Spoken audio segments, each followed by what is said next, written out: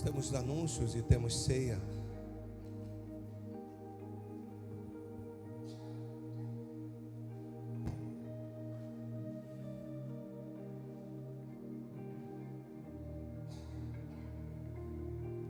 Eu quero ministrar na Revista Corrigida, Almeida Revista Corrigida. Obrigado, querido.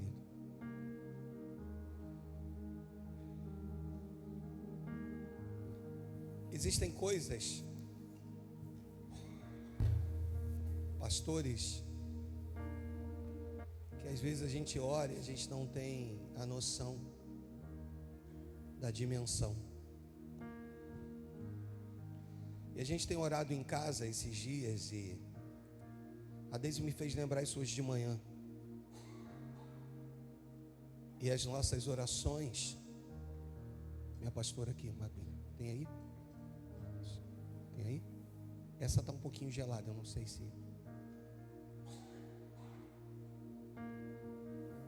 E a gente tem pedido a Deus assim: Senhor, surpreenda a gente. Vem com o teu Espírito. Envolve a gente. Toma-nos.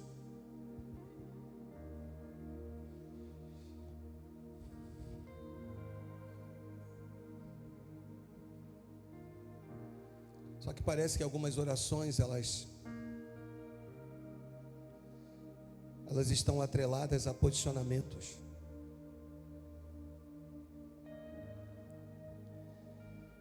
E sucedeu depois da morte de Moisés, servo do Senhor,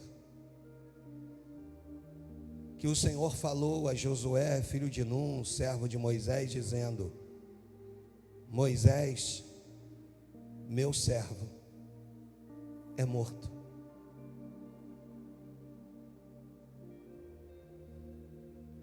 Levanta-te, pois, agora, e passa este Jordão, tu e todo este povo.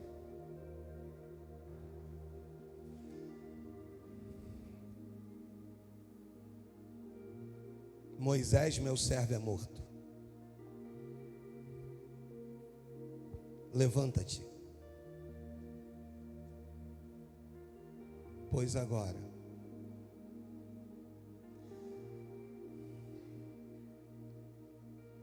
passa logo esse Jordão.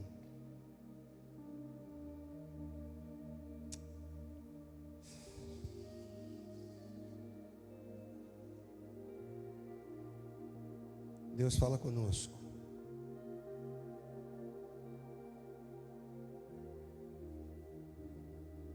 Ensina-nos a respeitar as pontuações do mundo espiritual, Senhor.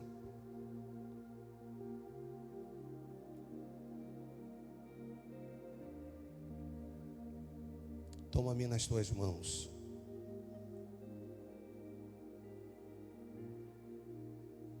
É o que eu te peço no nome do Senhor Jesus. Usa-me conforme a tua vontade, Senhor.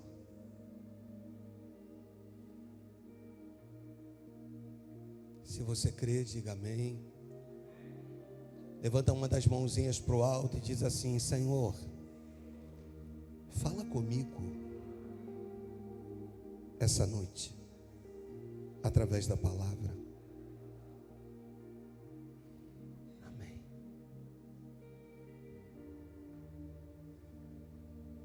Pensa numa pessoa em que a sua história está atrelada ao posicionamento que ele ocupa. Esse homem é Josué. Josué, o seu significado é Jesus, que tem por significado Salvador. Não é Josué que vai tirar o povo, guiar o povo da saída do Egito, do cativeiro de 430 anos, não. Mas Josué é o amigo daquele que vai remover o povo. Josué é o escudeiro fiel. Para você ter noção, quando o povo se rebelava, Josué não se misturava. Josué é o líder da tribo dele, é o líder também da tribo de Efraim. Para vocês entenderem a dimensão da importância de Josué, enquanto Moisés subiu para orar, junto com Arão e Hur, Josué comandava o exército. Josué era um general de guerra. Josué sabia o que era estar naquela posição frontal de batalha. Josué não é qualquer um. Josué é aquele que vai ser escolhido para suceder. E suceder não é fácil. Porque o que espera do sucessor é que no mínimo ele seja parecido. Só que a história de Josué é uma história que foi orquestrada no campo de batalha. Josué entende muito de guerra. Josué entende muito de posicionar pessoas para obter vitórias. Josué sabe o que é ser obediente. E Josué vive alguns conflitos na sua vida. Dentre os conflitos que ele vive, Moisés sumiu. Já se passaram dias. E era muito comum que Moisés subisse o monte para orar. Era comum. Era comum que Moisés demorasse para descer. Era comum. O que não era comum é que ele não descesse. O Senhor começa a movimentar toda uma geração. E aí, quando eu falo de Moisés, eu também preciso falar de Arão, irmão de Moisés, escolhido como sacerdote. Quando Deus decide levá-lo a um monte, e aí eu estou falando também para onde Moisés sobe um monte, é onde ele vai ser recolhido, morto. Quando o Senhor dá uma ordem a Moisés para que Arão vá para um monte específico, e lá nesse monte Deus vai tirar a vida de Arão e vai então dar oportunidade para um sucessor, para que seu filho assumisse. Nesse momento o Senhor olha e diz assim: tire dele, Douglas, o peitoral dele. Ele vestido como sacerdote, o Senhor do alto respeita tanto a unção, que já era fato que a vida de Arão se encerraria ali naquele momento. Isso era fato. Mas pelo fato dele estar usando o peitoral, o Senhor vira e diz assim: eu não posso tocar nele, porque ele carrega a unção. O Senhor hoje me deu para ti, e o Senhor falou assim: te falei no privado e vou te contar no público. Diga para ele que ele carrega uma unção. E para aqueles que carregam unção, esses são diferentes. Por conta de quê? Por conta de que até o céu respeita a unção que você carrega. As pessoas podem, em determinados momentos, não respeitar a unção que você carrega, mas Deus manda te dizer que você carrega uma. Você tem alguém do teu lado aí? Tem alguém que quando você olha, você sabe que Deus tem algo diferente com ele, com ela. Você sabe que há um chamado diferente. Vira, olha nos olhos e diga assim: você carrega uma unção. E a unção que você carrega, por onde quer que você vá, por onde quer que você passa, ela vai com você. Você está entendendo? Diga amém. Às vezes nos lugares mais obscuros que você possa frequentar, a unção que você carrega faz de você uma pessoa diferente. Josué carregava uma unção.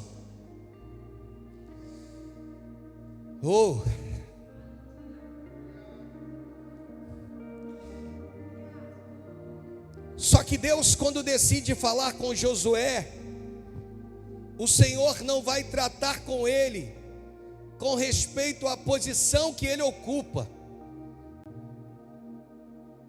Quando o Senhor decide falar com Josué, o Senhor precisa trazer à luz alguns questionamentos internos. Josué, como líder, abaixo de Moisés, pega isso, ele sabia que não podia expressar o que ele pensava, porque aquilo que ele pensava poderia criar dúvida no coração de muitas pessoas. Então é para você, líder, nem sempre aquilo que tu pensa pode ser exteriorizado. Josué guarda para si, só que o céu, Júlia, conhecia Josué. E o céu que conhecia os questionamentos de Josué, pastor, qual o maior questionamento que ele carregava? Eu digo para você, o maior questionamento que ele carrega aqui nesse momento é o fato de Moisés não ter voltado. Segunda coisa que está atrelada a Josué é como que nós faremos sem ele. Terceira, eu vou precisar criar algumas palavras enquanto ele não vem. De que forma? Quando vem me perguntar, eu preciso dizer, não, ele vai voltar, calma, quieta o coração, porque existe um Deus acima dele. Ele não pode desrespeitar a autoridade que estava sobre Moisés. Ele precisa entender que enquanto não foi anunciado para ele que Moisés havia morrido, Moisés é o líder, só que quando o Senhor se manifesta, o Senhor não trata a respeito de guerras com ele, o Senhor fala de morte. O Senhor não fala a respeito de vitórias com Josué. O Senhor diz para ele o seguinte, versículo de número 1, me acompanha no texto. No versículo de número 1, o texto diz: e sucedeu depois da morte de Moisés.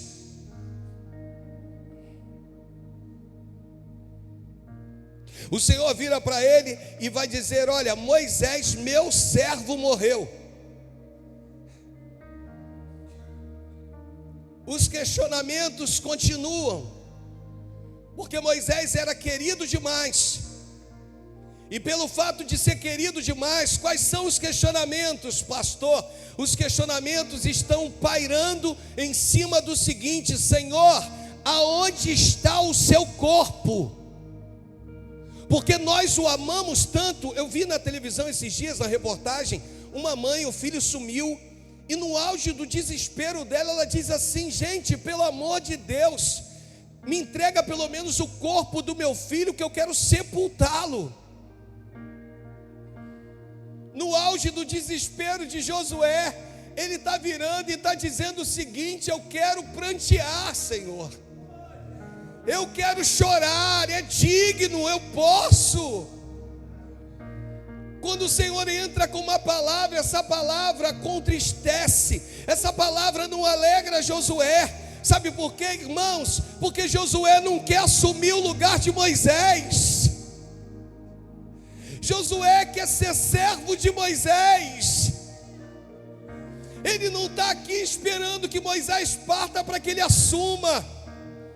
Ele não está aqui aguardando que alguma coisa aconteça para que ele entre. Ele não quer entrar no cenário, ele está satisfeito como comandante, ele está satisfeito como general, ele só quer chorar, ele só quer prantear, ele só quer lamentar, ele só quer dizer que Moisés vai fazer muita falta. Só que Deus não dá a ele essa condição. Verso 1, querido, me acompanha aqui, em nome de Jesus. Deus não dá a ele a condição de caminhar para um lamento, para um choro. O Senhor vai virar para ele, em outras palavras, e diz: não haverá sepultamento, Josué.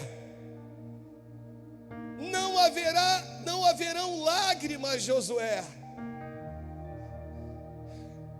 Não haverá um corpo, Josué.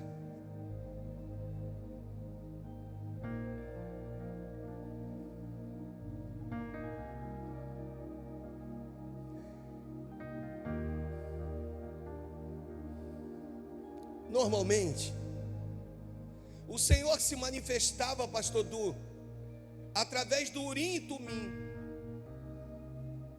das pedras, do sim e do não. Urim e Tumim foi usado até a escolha de Matias, o 12º apóstolo, no lugar de Judas Iscariotes. Dali por diante, o Espírito Santo desce, e dali por diante nunca mais foi usado Urim e Tumim.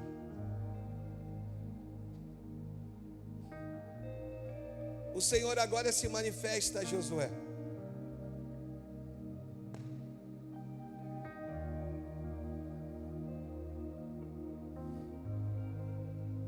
E aí no verso 2, ele vai dizer: Moisés, meu servo, é morto. Você repara que na notícia que ele recebe é uma notícia de morte,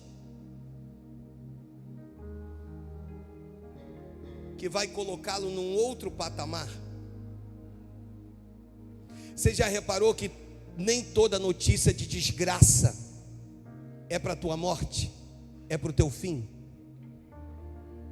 Você já reparou que às vezes alguns laudos que chegam para a gente não são laudos para te fazer definhar, esmurecer, desistir? Você já reparou que Deus te trouxe hoje aqui para trocar de nome com Josué?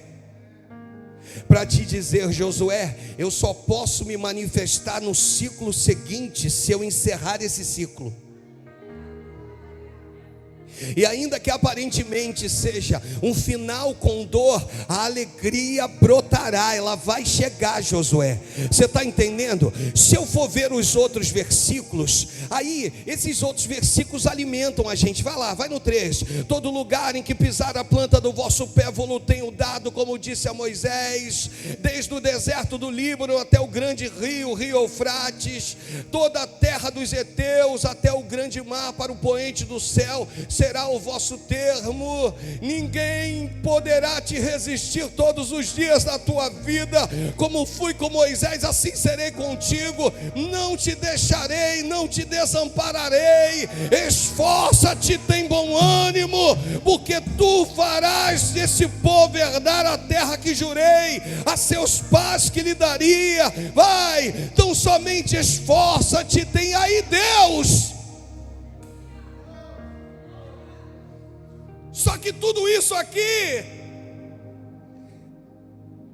está lá no versículo 1 e 2, condicionado.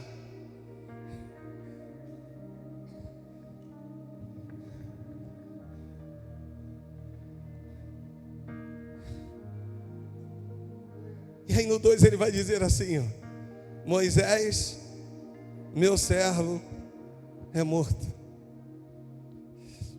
Oh.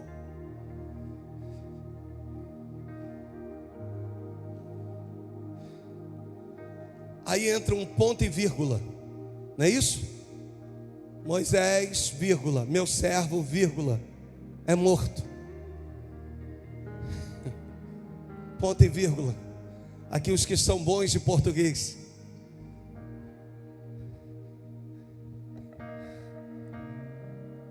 É maior que uma vírgula e menor que um ponto final. Ponto e vírgula é uma pausa. Por que Deus precisa, pastor, nos entender que é tempo de pausar? Porque algumas coisas que vão acontecer serão tão grandes, tão maravilhosas, tão surpreendentes, que Deus precisa dizer: ei, é tempo de pausa.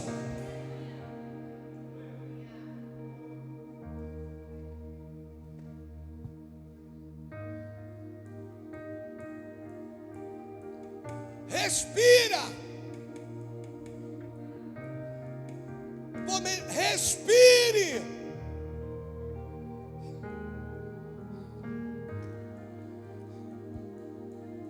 Aí o Senhor se manifesta e diz: o que ele diz? que ele diz? Aqui não é uma condição, minha pastora, de alguém que está prostrado, minha futura pastora. Não. Não.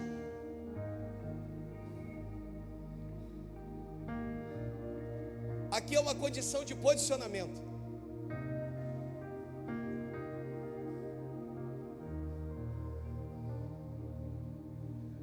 Dia e noite clama, suba a ti a minha oração. Dia e noite suba a ti. Dia e noite suba a ti a minha. Dia e noite suba a ti a minha.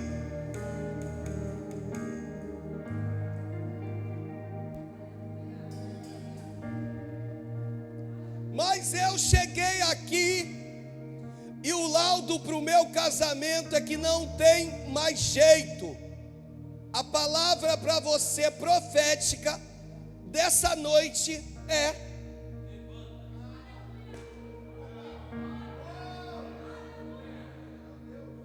o laudo é que o meu filho está perdido, minha filha. A palavra para você, Lucas, é: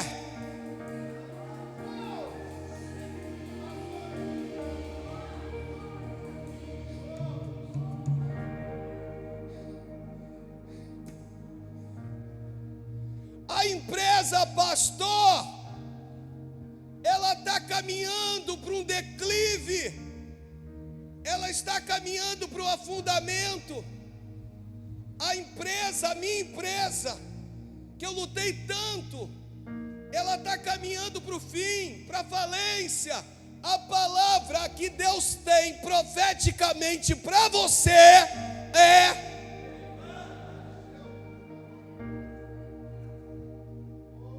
a minha família, pastor, o senhor não sabe a desordem, o senhor não tem noção o que eu estou vivendo. Eu não tenho noção, mas aquele que liberou uma palavra para essa igreja essa noite tem. E a palavra para a tua vida, para a minha vida, para a tua casa, para a minha casa, para essa igreja é: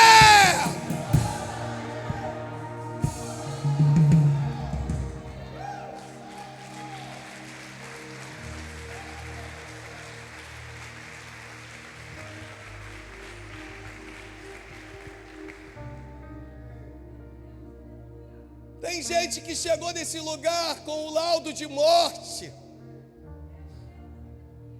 Tem gente que chegou nesse lugar com o laudo de destruição. Tem gente que chegou nesse lugar e que tem todos os direitos de chorar.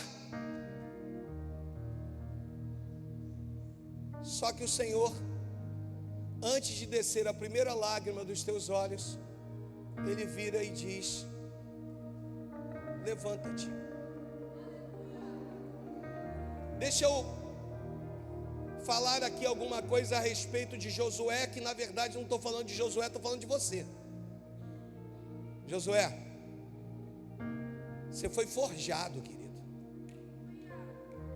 Você não passou pelo que você passou à toa. Você não caiu de paraquedas aqui. Você lembra quando eu me manifestava na tenda da congregação? Que eu descia como uma fumaça e conversava com meu servo Moisés como quem conversa com um amigo? Você lembra quando eu voltava, subia, em que todos iam embora e você permanecia?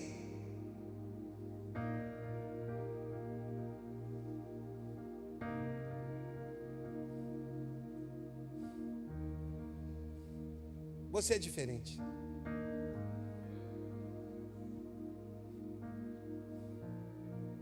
Você é diferente.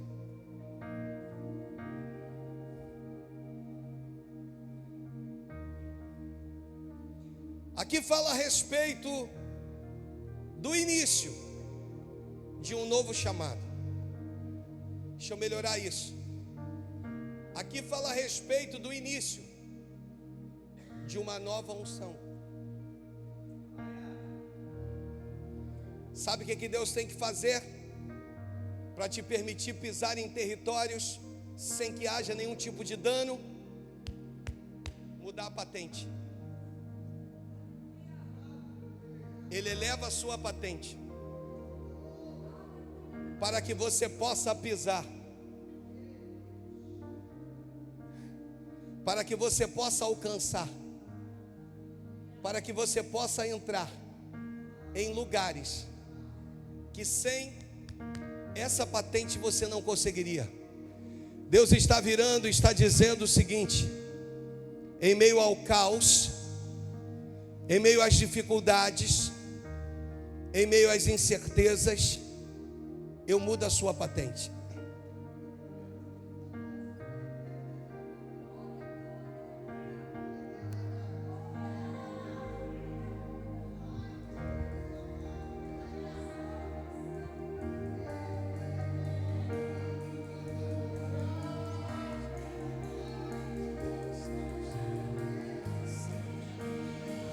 Deus fala comigo de ciclos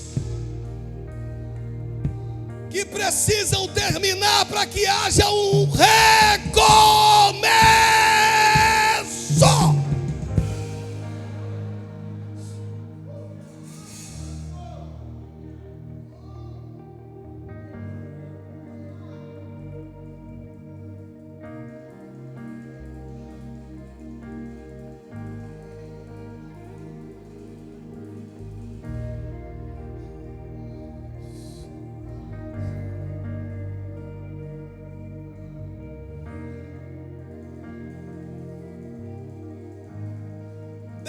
Usa uma tragédia para startar o ministério.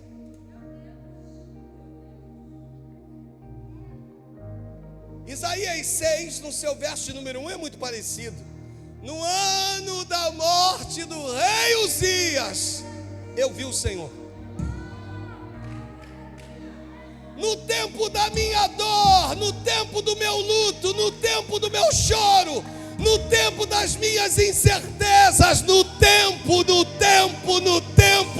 quando Ele entra no meu tempo, irmãos, quando Ele entra no seu tempo, irmãos, quando Jesus Murilo chega,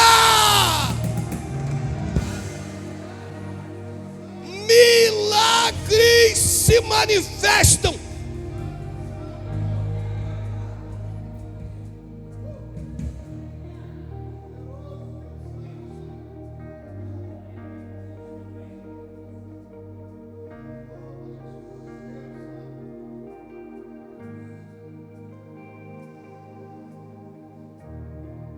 Algo poderoso começa a acontecer a partir de hoje. Quem crê nisso? Quem crê nisso? Você crê?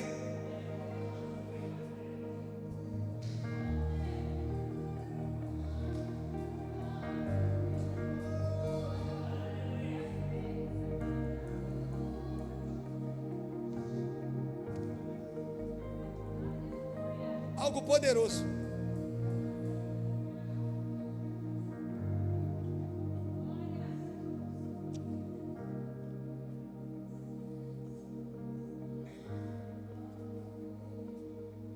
Moisés, meu servo é morto. Levanta-te, pois, quando?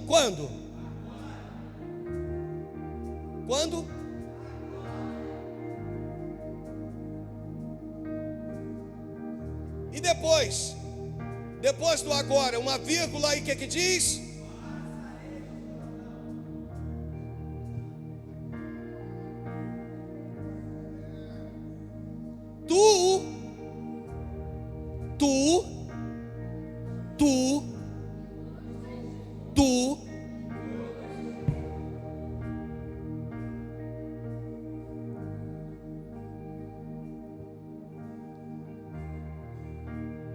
Levanta-te. É para você. Passa esse Jordão. É para você e os teus.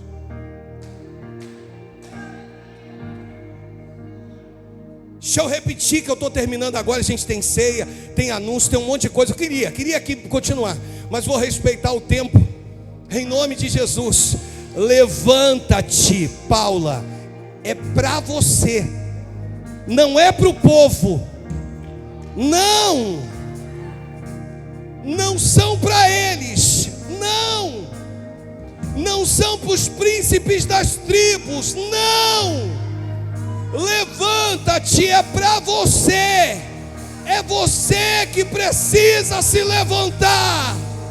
Depois que você se posiciona, a plenitude de Deus alcança todas.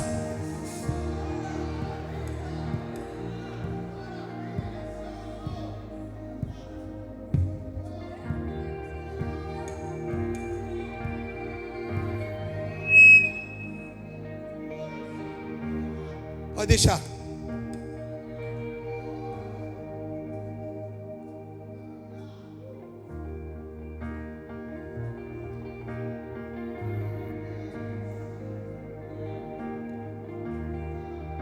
Pais que se posicionam, filhos que herdam a promessa. Pais, quando se posicionam, filhos herdam a promessa. Deixa eu falar de altar, deixa eu falar de púlpito. É impossível os meus filhos não herdarem a partir do posicionamento em que nós nos encontramos.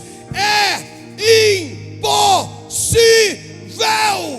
Levanta-te, se posicione agora. E o mais vai acontecer. Repita comigo, diga assim: Gideão pediu prova a Deus. Então repita: Gideão pediu prova a Deus. Quando ele pede prova, ele vira para o Senhor e diz assim: Senhor, faz uma coisa. Eu vou botar um velo de lã. E durante essa noite, enquanto estivermos dormindo, faz o seguinte: molha o velo. Molha o velo. E faça com que tudo em volta esteja seco. No dia seguinte, Gideão corre. E ele entende que o que ele havia pedido a Deus se manifestou. Só que para Gideão aquilo ainda não era suficiente. Repita comigo: para Gideão aquilo ainda não era suficiente.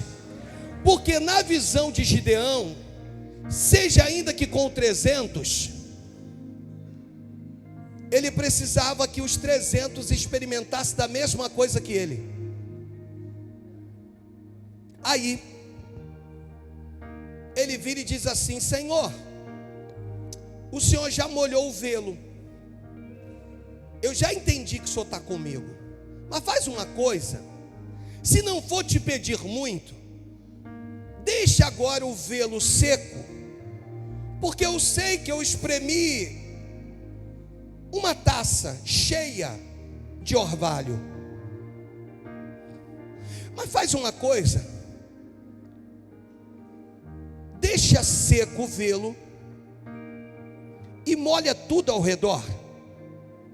A aplicação para a sua casa e para a sua família e para término dessa mensagem é simples. Não te basta experimentar da presença de Deus sem que os teus experimentem. O que ele diz é assim: Senhor, não me basta estar encharcado se eles não estiverem encharcados. Encharca eles, Deus. Encharca eles, encharca eles, encharca eles, molha eles, Deus. Encharca eles, enche eles, encharca eles, Você está entendendo? Encharca eles.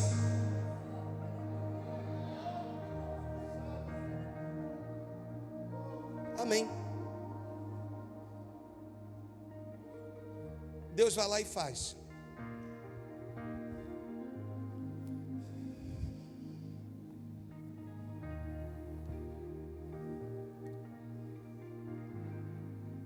Por isso o Senhor pega Josué e diz assim: levanta-te, pois agora, e passa logo esse Jordão, querido. Vai em frente. Levanta-te e vai. Deixa eu repetir e termino agora. Levanta-te e vai. Deus está vendo pessoas aqui ociosas, pessoas que não estão entendendo o seu chamado, ou que estão brigando com o chamado. Deus está dizendo: levanta-te e vai. Levanta-te e faça cumprir aquilo que Deus confiou nas tuas mãos. Levanta-te e prossiga para o prêmio da soberana vocação em Cristo Jesus. Levanta-te e desvie-se do mal. Levanta-te e não turbe nem para a esquerda nem para a direita. Levanta-te, porque Deus tem uma palavra hoje para a tua casa, e a palavra é: levanta-te. Se você entendeu a palavra, ofereça para Deus o melhor de suas palmas.